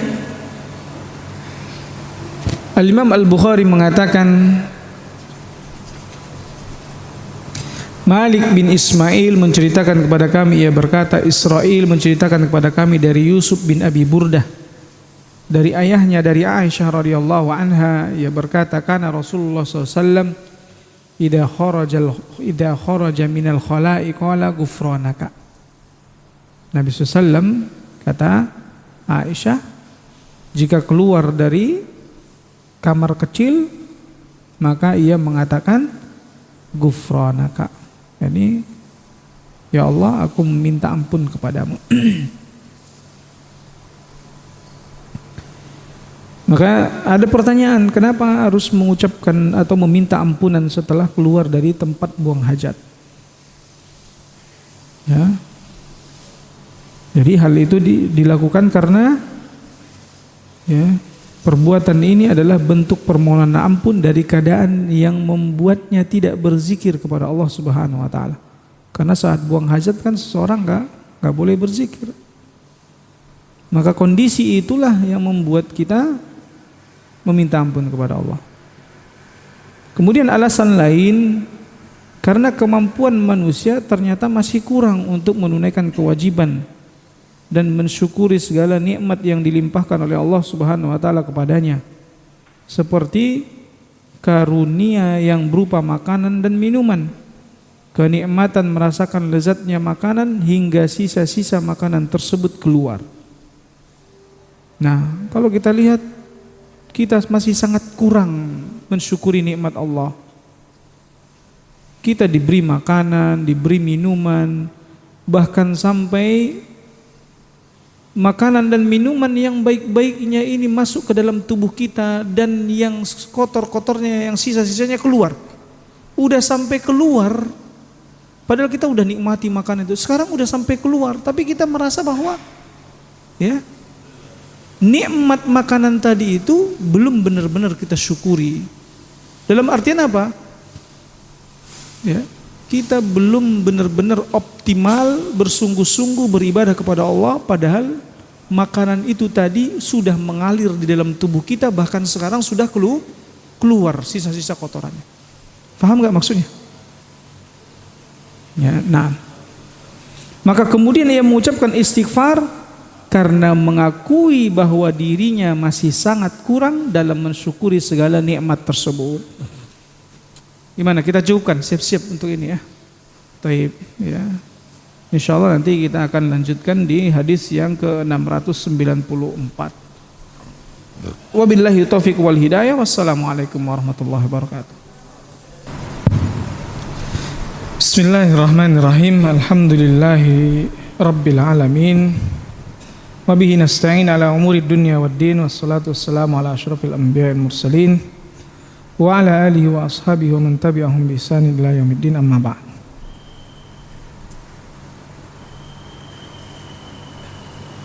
Kita lanjutkan pembacaan hadis-hadis yang terdapat di dalam kitab Al-Adabul Mufrad, di mana sekarang kita masuk hadis yang ke-694, ya. Terakhir tadi tentang ghufranaka.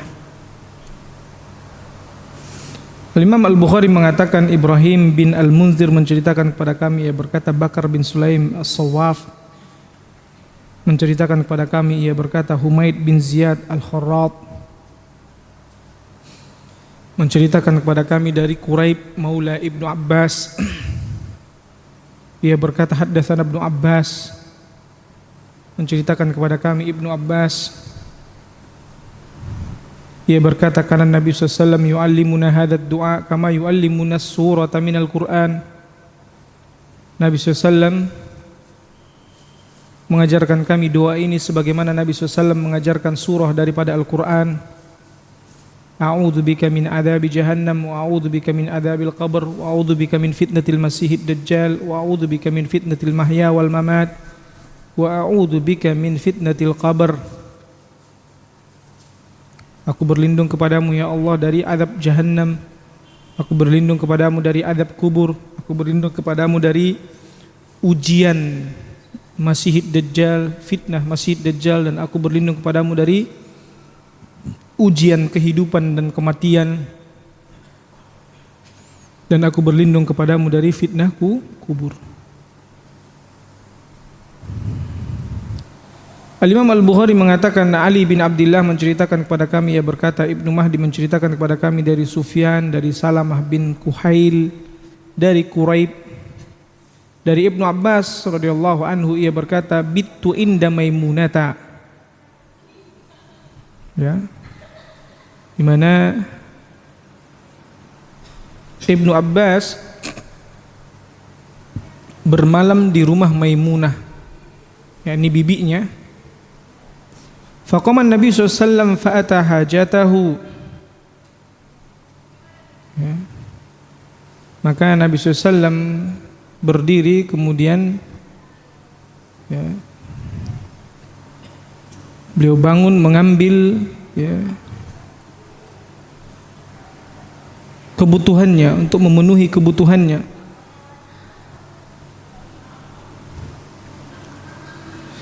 Thumma qama fa'atal kirbata fa'atlaqa shinaqaha thumma tawadda'a wudu'an baina wudu'aini lam yukthir wa qad ablagha fa shalla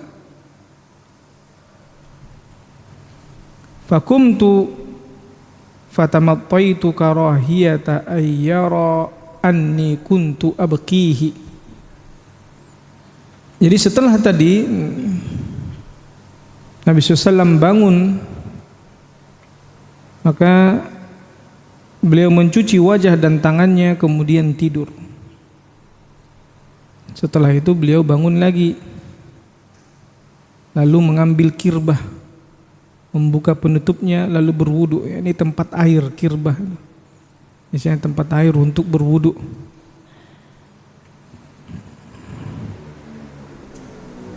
Dan beliau buka penutupnya, lalu Nabi SAW berwudu dengan cara 2 kali 2 kali. Beliau tidak memperbanyak memakai air dan beliau menyempurnakannya. Setelah itu Nabi SAW salat, lalu aku bangun dan menjauh karena aku khawatir kalau beliau melihatku, ya. Kalau Nabi SAW melihatku dan dia sudah bangun, ya, untuk memperhatikan Nabi SAW, anni kuntu abkihi, maka di sini Ibnu Abbas mengatakan kemudian aku pun berwudu, fatawadda'tu faqama yusalli faqumtu inda yasarihi. Maka tatkala Nabi SAW sholat lagi, maka aku pun sholat di samping kiri beliau. Fa'akhadha bi'udhuni fa'adaroni an yaminihi. Kemudian Nabi mengambil telingaku, kemudian menempatkanku di samping kanannya. Karena kalau posisi makmum di mana? Kanan, bukan di kiri. Maka Nabi puter, Nabi ini kan telinganya gitu, diambil.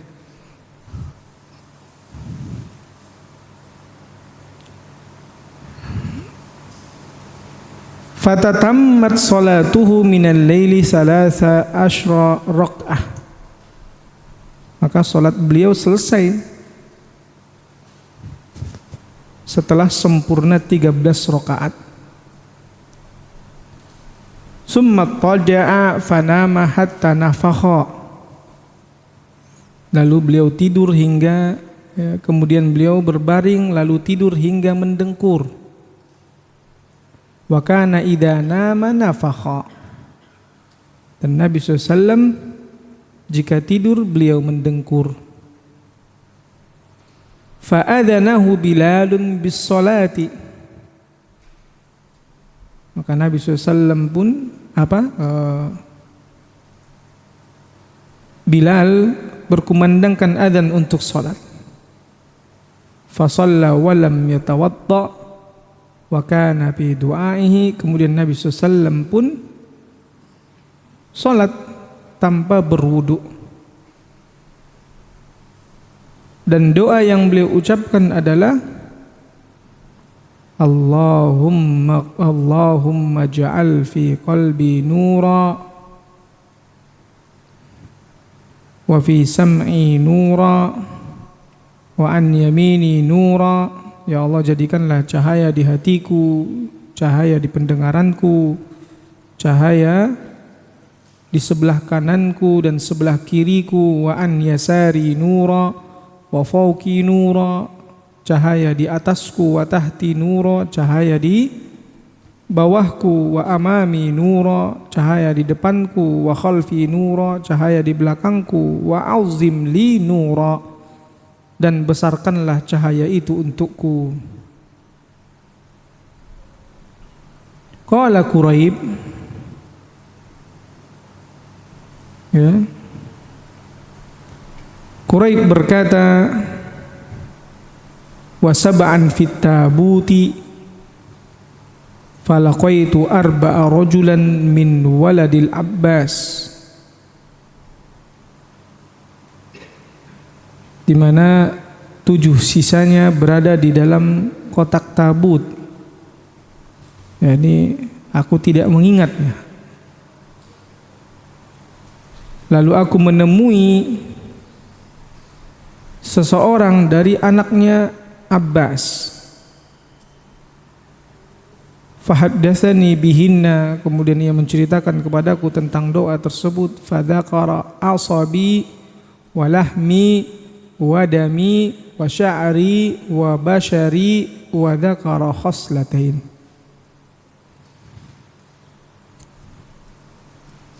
Kemudian beliau pun menambahkan wa asabi, yakni dan di asabku nura. Asabi ini urat syarafku. Walahmi nura, dagingku cahaya. Wadami nura, dan di darahku cahaya. Karena ya,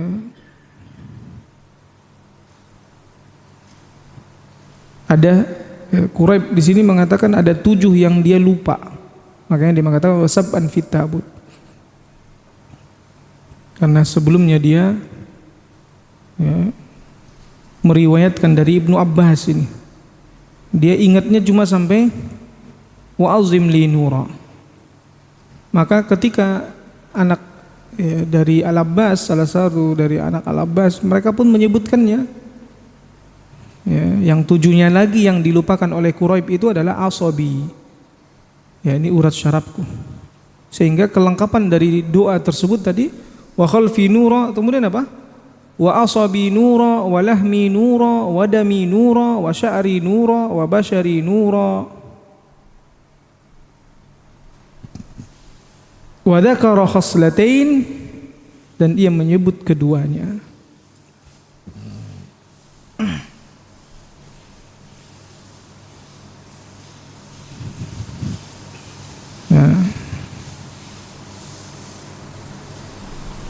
Nah, yang duanya lagi ini para ulama sebutkan seperti Al-Hafidh Ibnu Hajar Al-Asqalani adalah lisan wa lisani nura, dan jiwa wa nafsi nura. Jadi totalnya ada 7. Karena di sini Beliau mengatakan ada 7 yang dia tidak ingat, dia lupa. Dan yang baru disebutkan apa? Asabi 1, lahmi 2, dami 3, sya'ri 4. Kemudian apa? Basyari 5. Padahal dia sebutkan tadi ada 7. Maka yang 2-nya kata Al-Hafidh itu adalah lisan dan jiwa. Walisani nura wa nafsi nura. Wallahu ta'ala alam. Ya, bahwa ada yang mengatakan adalah otak dan tulang. Ya. Wa dhihni nura wa azami nura. Ada bahkan yang mengatakan lemak dan tulang. Wa syahmi nura wa azami nura. Syahm lemak. Dan di lemakku cahaya, di tulangku cahaya. Nah, ini diantara bentuk amanahnya para sahabat. Mereka menyebutkan apa yang mereka ingat, yang mereka lupakan mereka nggak berani.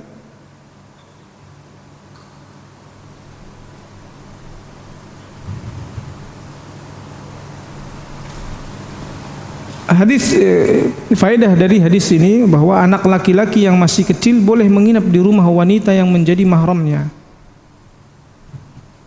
Nah, meskipun suami wanita tersebut ada.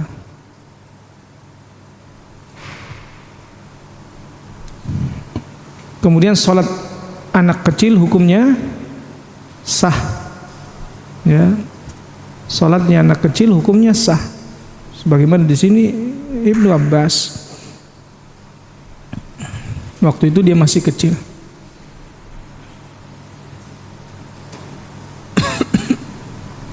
Keutamaan salat malam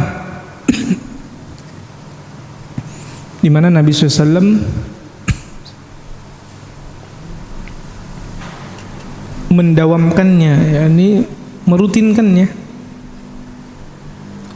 Kemudian keutamaan Ibnu Abbas radhiyallahu an dan kuatnya pemahamannya serta semangatnya dalam mempelajari urusan agama, padahal dia masih anak kecil ikut salat malam. Kemudian disyariatkannya mengerjakan sholat sunnah secara berjamaah dan penjelasan tentang posisi imam dan makmum, bahwa sholat sunnah berjamaah itu adalah suatu yang masyru', disyariatkan, bukan berarti dilarang gitu, enggak. Boleh berjamaah, boleh tidak berjamaah. Jadi jangan sampai nanti ada orang yang mengatakan, wah tidak ada syariatnya tuh sholat jamaah tuh, kalau sholat sunnah boleh antum sholat malam berjamaah. Kemudian posisi imam dan makmum, bahwa makmum itu di sebelah kanan. Dan faedah yang berikutnya, permintaan agar diberi cahaya pada anggota tubuh dan seluruh arahnya. Maksudnya adalah diberi apa? Kebenaran, cahaya kebenaran, petunjuk menuju kebenaran.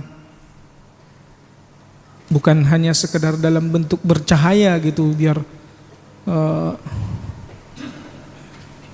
ada kelihatan terang gitu, bukan itu, tapi cahaya kebenaran sehingga seluruh tubuh kita ini ya, dibawa kepada kebenaran. Ya. Nah, Al-Imam Al-Bukhari mengatakan, Abdul Aziz bin Abdullah menceritakan kepada kami, ia berkata, Abdul Aziz bin Muhammad menceritakan kepadaku dari Abdul Majid bin Suhail bin Abdurrahman, dari Yahya bin Abbad Abu Hubairah, dari Sa'id bin Jubair, dari Abdullah bin Abbas radhiyallahu anhu, qala kana Nabi SAW idza qama minal lail, bahwa Nabi SAW apabila bangun di malam hari, fa shalla fa qada salatahu, maka Nabi SAW pun salat dan menyelesaikan salatnya, yusni 'ala Allahi bima huwa ahlu, kemudian memuji Allah Subhanahu wa taala dengan pujian yang hanya Allah saja yang memilikinya. Tsumma yakunu min akhiri kalamihi, kemudian di akhir ucapannya atau di akhir doanya beliau mengucapkan, Allahumma ja'al li nura fi qalbi waj'al li nura fi sam'i waj'al li nura fi basari waj'al li nura an yamini wa nuran an shimali waj'al li nuran min baini yadayya wa nuran min khalfi wazidni nura wazidni nura wazidni nura. Ini ya, lafaz lain ya, yang mana keseluruhannya adalah meminta agar kita diberi petunjuk kebenaran di setiap anggota tubuh kita.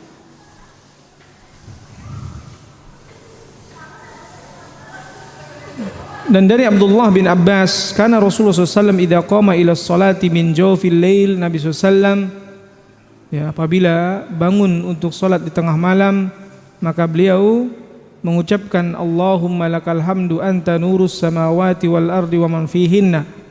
Ya Allah, milikmulah, lakal hamdu, milikmulah segala pujian ya, Engkau adalah cahaya langit dan bumi dan apa-apa yang ada di dalamnya.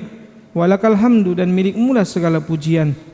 Anta qayyamus samawati wal ardi, maka Engkau adalah Rabb seluruh langit dan bumi. Walakal hamdu, qayyam yakni pengurus ya, pengurus seluruh langit dan bumi. Walakal hamdu, dan bagimu seluruh pujian. Anta rabbus samawati wal ard wa man fihinna, Engkau Rabb langit dan bumi dan apa yang ada ya di dalamnya. Antal haqqu, Engkau adalah benar. Wa wa'dukal haqqu, janjimu adalah benar. Wa liqa'uka haqqun, wa liqa'ukal haqqu, pertemuan denganmu adalah benar. Wal jannatu haqqun, ya, surga itu adalah benar. Maknanya benar ada, bukan ya sekedar apa? Imajinasi. Ya, karena Nabi SAW katakan wal jannatu haqqun wan naru haqqun. Sebagian orang-orang Mu'tazilah mengatakan bahwa surga dan neraka itu hanya sekedar ya, ilusi saja, ya, nggak beneran ada. Gitu ya. Was-sa'atu haqqun, hari kiamat itu benar. Allahumma laka aslamtu, ya Allah kepadamu aku menyerahkan diriku. Wa bika amantu, dan kepadamu aku beriman. Wa alaika tawakkaltu, kepadamu aku bergantung. Wa ilaika anabtu, dan kepadamu aku kembali. Wa bika khasamtu, ya, dan ya, kepadamu ya, atau denganmu, yakni wa bika khasamtu, denganmu aku berhujjah. Maknanya kita berbantah-bantahan dengan orang lain bukan karena ya mengagungkan diri kita ya, tapi ketika kita berbantah-bantahan dengan orang kalau ya, berkaitan dengan agama, untuk menegakkan kebenaran, untuk ikhlas hanya mengharapkan keridhaan Allah Subhanahu wa taala, itulah yang dimaksudkan dengan wabika khasamtu ya. Wa ilaika hakamtu, dan ya, kepadamu aku berhukum. Faghfir li ma qaddamtu wa ma akhartu, maka ampuni dosa-dosaku atas apa yang telah aku lakukan dan atas apa yang aku akhirkan. Maknanya tidak aku lakukan, yang aku lalaikan. Wa ma asrartu wa ma a'lantu, apa yang aku sembunyikan dan apa yang aku tampakkan. Anta ilahi la ilaha illa anta, engkau adalah sesembahanku yang benar, tidak ada yang berhak diibadahi selain engkau. Oh, udah pada keluar ya.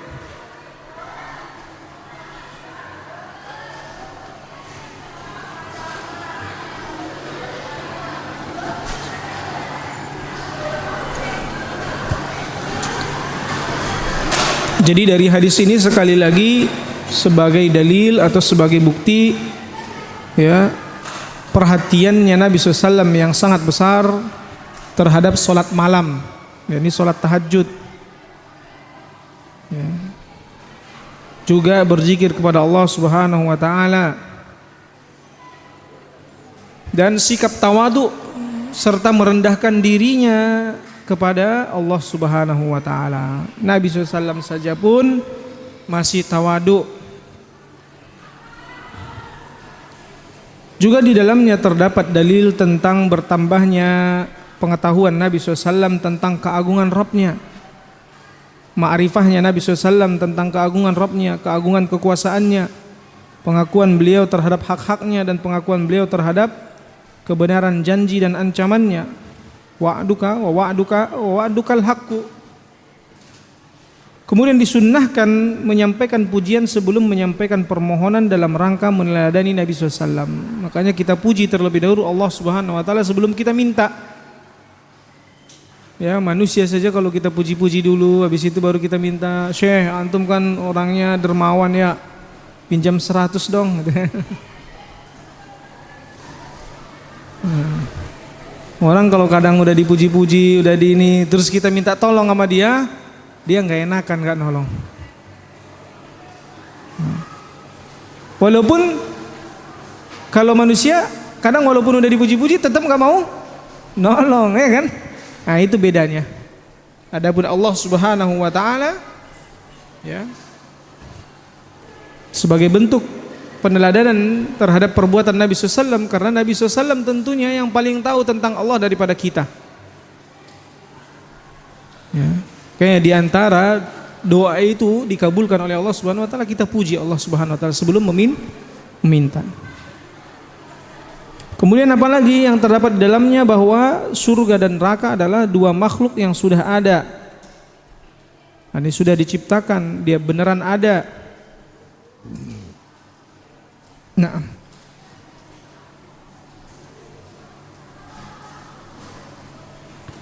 ada pertanyaan? Ya.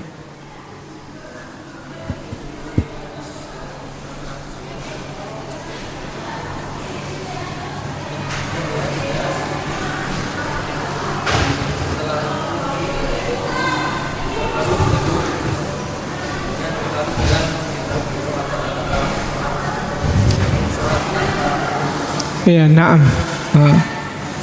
Ini tadi yang anak pengen antum tanya gitu. Nah, jadi memang para ulama sebutkan bahwa tidur itu jika dia bukan tidur yang deep sleep atau deep sleep, ya, tidur yang nyenyak, maka ya dia tidak membatalkan wudhu. Dan tidurnya Nabi SAW itu tidak nyenyak. Tidurnya Nabi SAW sebagaimana yang beliau sebutkan bahwa ya matanya tertidur akan tetapi hatinya tetap ya terjaga. Ya. Oleh karena itu ya para ulama ya, tetap menyebutkan bahwa ya, tidur diantara membatalkan wudhu jika tidurnya adalah tidur yang apa? Tidur yang nyenyak. Hah? Iya, tidur yang lelap. Para sahabat juga terkadang mereka dihinggapi rasa ngantuk dan tertidur di saat khutbah Jumat. Nah, kayak antum. Tapi bukan berarti tiap waktu antum. Jangan. Ya, itu datang. Tapi kita harus lawan. Nah, tidurnya itu biasanya tidur-tidur yang masih denger gitu kan. Nah, dia segini tidur, tapi dia masih denger. Orang apa khutbah Jumatnya dia masih denger. Kalau ditanya nanti apa tadi isi khutbahnya? Nah, mungkin beberapa dia ingat karena dia masih denger. Nah, ini tidur yang seperti ini tidak membatalkan wudhu, kata para ulama seperti itu. Allah Ta'ala alam. Makanya kenapa di sini walam yatawadda, dan Nabi SAW tidak berwudhu. Sama kalau antum ketidurannya sambil duduk. Ya, biasanya kalau tidur sambil duduk, maka itu juga tidak tidur yang nyenyak. Ya. Tapi kadang ada yang nyenyak juga kan? Nah, ada. Makanya definisi tidur nyenyak ini pun berbeda pendapat para ulama. Bagaimana yang disebut dengan tidur nyenyak? Kadang bagi seseorang duduk nggak bisa dia tidur nyenyak, bagi yang lain bisa, ya kan? Nah, untuk Nabi SAW, maka tidurnya Nabi SAW walaupun disebutkan sampai mendengkur, tapi mendengkurnya itu bukan kayak kita ya, bersaut-sautan kenceng banget gitu, enggak. Ya. Kadang seseorang itu kalau lagi capek apa gitu tuh mendengkur dia, dengkurnya capek. Nah, Allah Ta'ala. Ya. Sehingga sebagian ulama juga ada yang mengatakan walaupun tidurnya duduk tetap batal. Jadi situ adalah perbedaan-perbedaan pendapat yang mana tujuan utamanya sebagian ulama katakan bahwa untuk memastikan dia tidak memegang kemaluannya atau tidak mengeluarkan angin dari duburnya. Nah, kalau posisi seperti itu ada kemungkinan mengeluarkan angin dari duburnya, maka tetap membatalkan wudhu karena dia nggak tahu. Makanya sama, kenapa kita diperintahkan mencuci tangan setelah tidur? Kata Nabi SAW, fa'innahu la yadri aina batat yaduhu, karena dia nggak tahu tangannya itu kemana diemnya. Makanya diperintahkan cuci tangan. Ini habis bangun dikasih makanan nasi langsung dia makan, nggak tahunya ternyata tangannya udah masuk.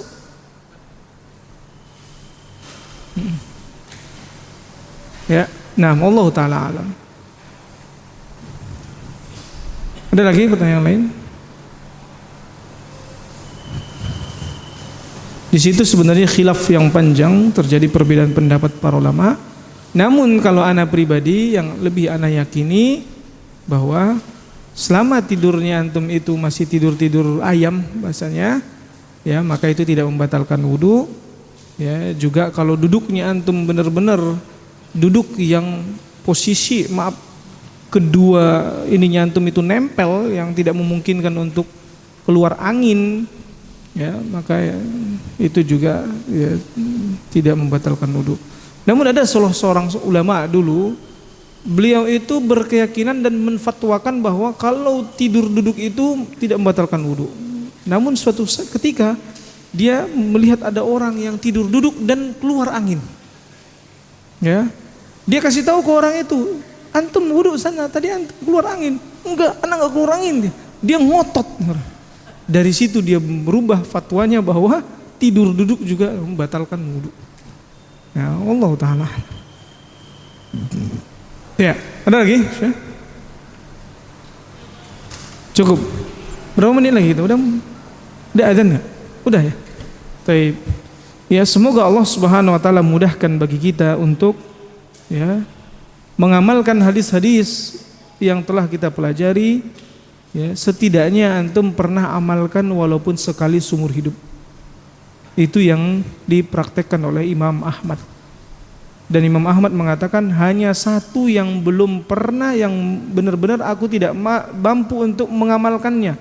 Semua hadis yang sampai kepadaku, yang itu jutaan hadis, setiap sampai hadis tersebut, maka Imam Ahmad akan berusaha untuk mengamalkannya walaupun sekali.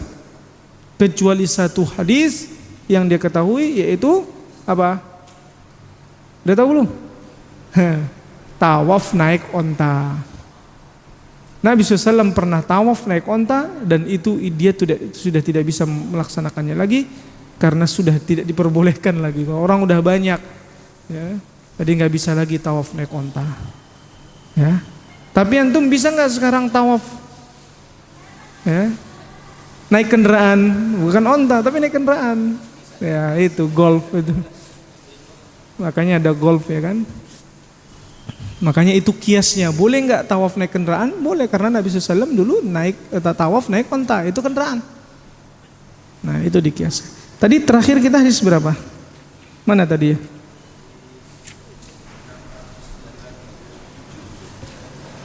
Terakhir 697.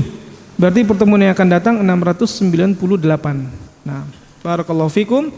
Subhanakallahumma wa bihamdik asyhadu an la ilaha illa anta astaghfiruka wa atubu ilaik. Wassalamualaikum warahmatullahi wabarakatuh.